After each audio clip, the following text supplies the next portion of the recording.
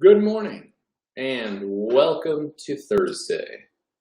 Sorry, Joe Altier was just doing his final scan for his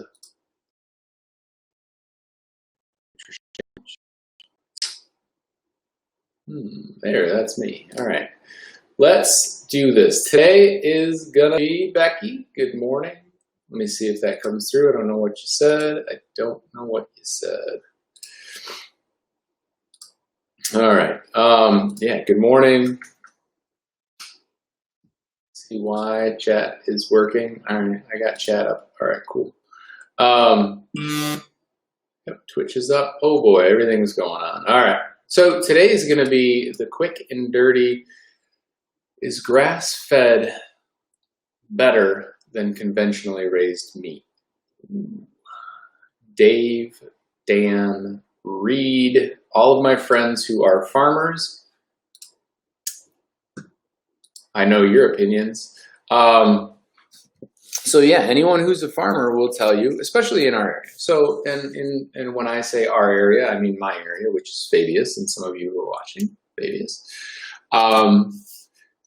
You know, that's one of the big things is organic, is grass-fed, grass-finished, especially when it comes to beef, better than conventionally raised. You know, cows that are raised on the grain style diet, the heifer diet, if you will. Is it a better product? And you know, is it worth?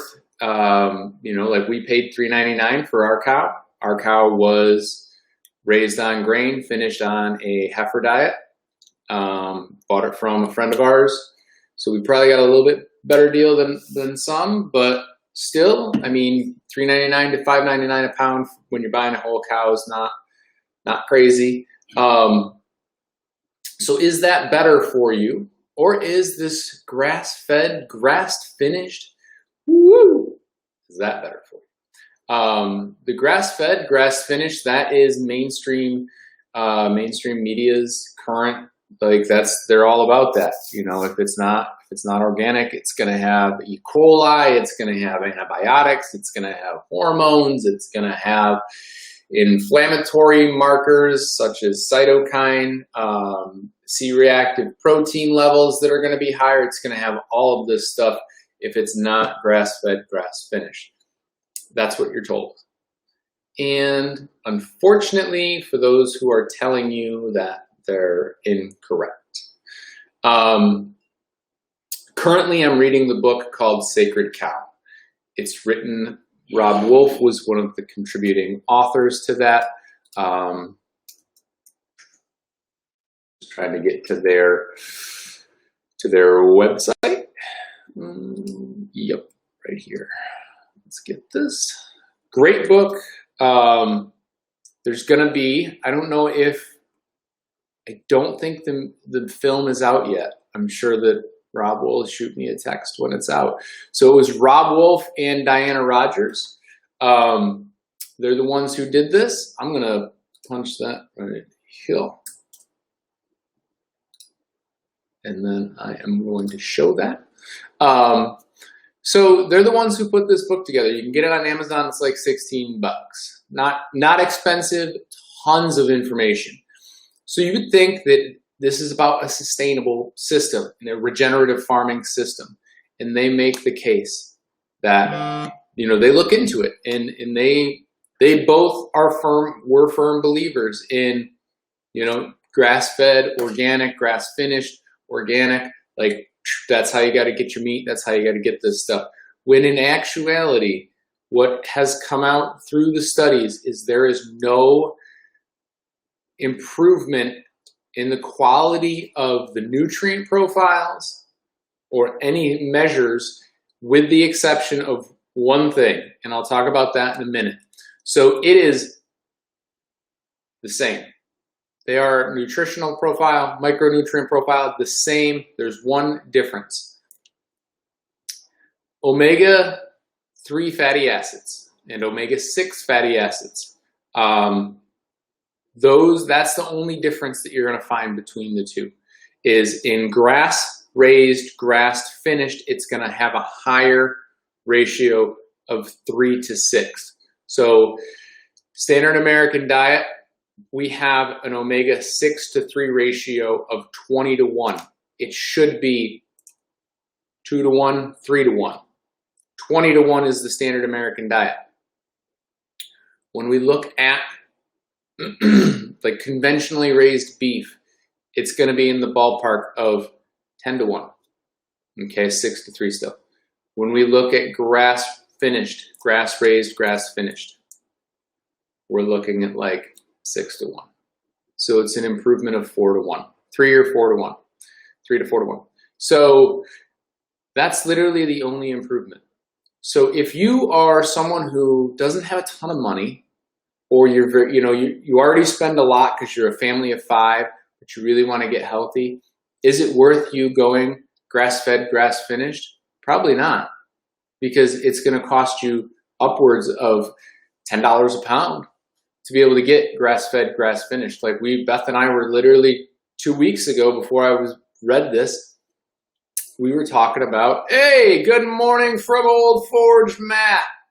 Are you driving up there, or are you riding your mountain bike up there?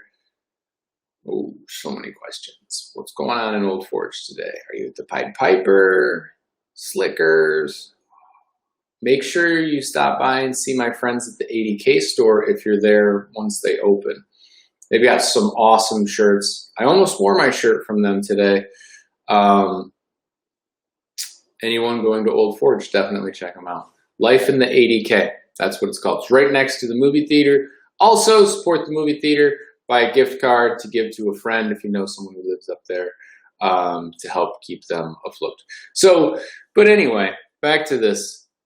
We were talking about buying, there's a guy we get some eggs from. We buy our fertile eggs from him to hatch to make meat chickens and stuff. And we were gonna get some grass raised, grass finished beef from, but I'm not gonna pay $10 a pound. I'm not gonna pay twice as much for something that there's no nutritional benefit, especially when I'm gonna get my omega-3s from my cold water lake trout that we caught. Well, good morning, Becky.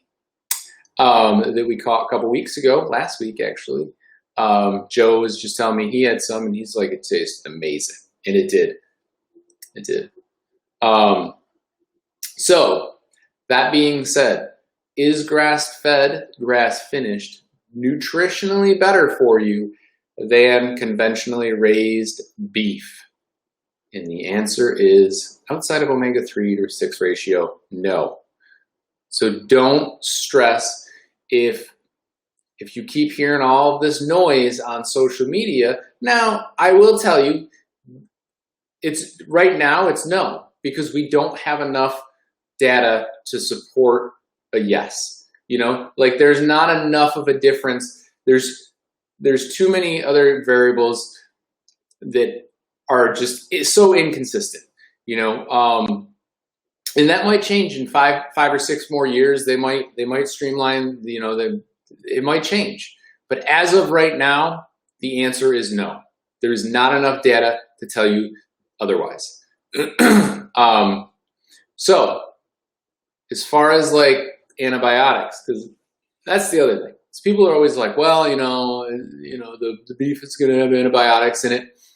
That is all tested. And Steve said the grass finished stuff we have tastes funny. I like it. Okay.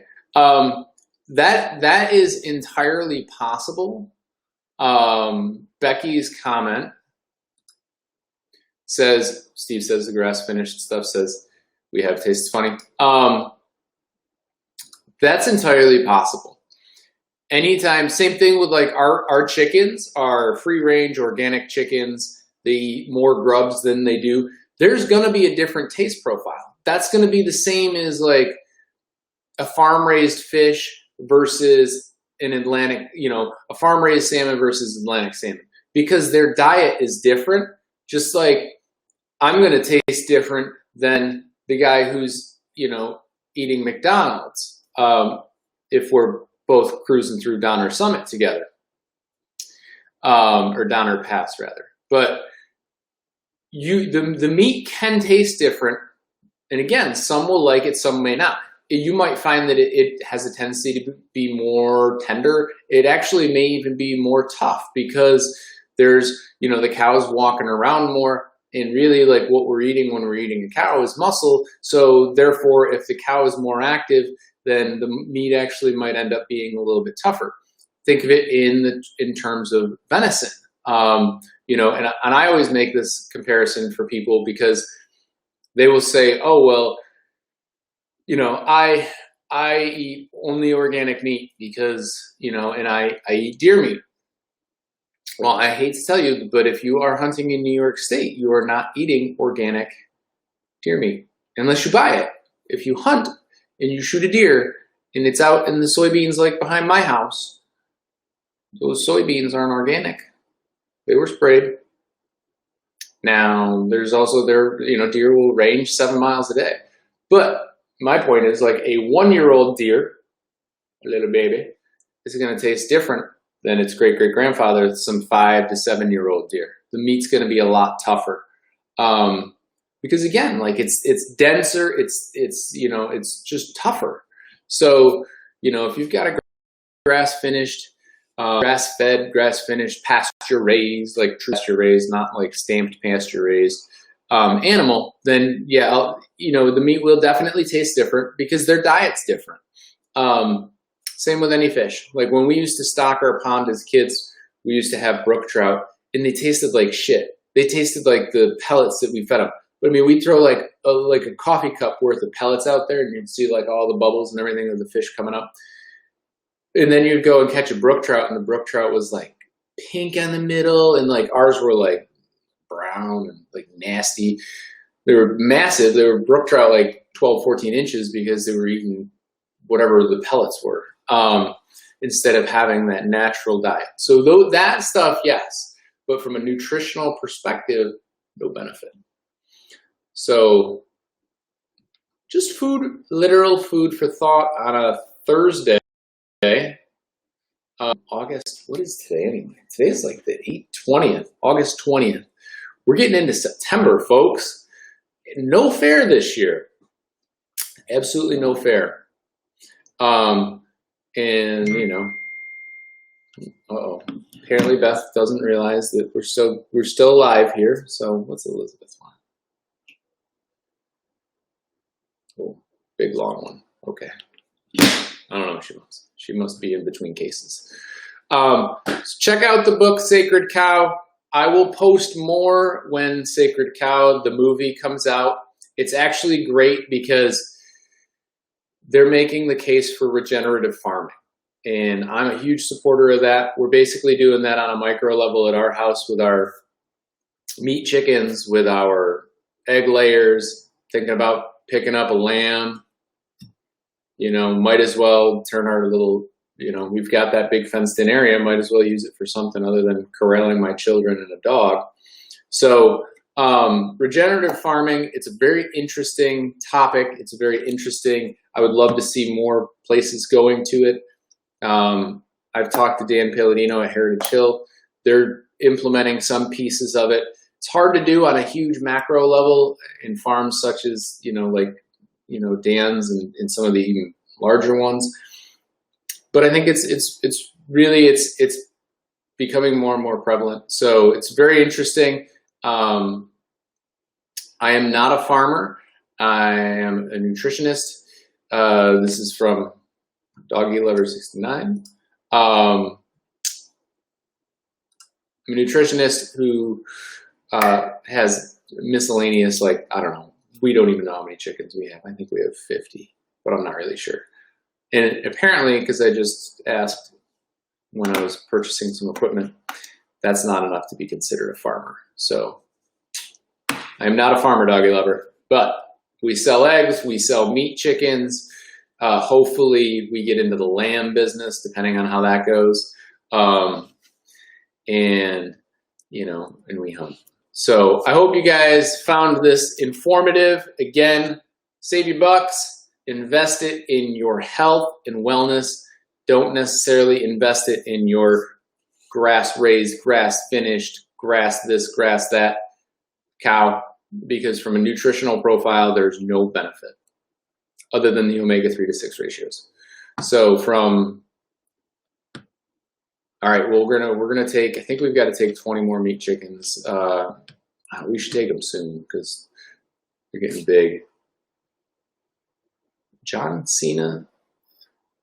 Is John Cena a cow? I don't know. I'm gonna say no because John Cena could snap me in half with 2 fingers. But yeah, we're gonna take our meat chickens soon because they're getting pretty big. So hope you guys have a great day. I will see you tomorrow. And remember, social distance, because that's, you know, the safe thing to do. And if you're in New York State, you don't really have a choice because Governor Cuomo, or also known as a dictator, will show up at your doorstep and sneeze on you because he's a dick. So have a great day. See you cats tomorrow.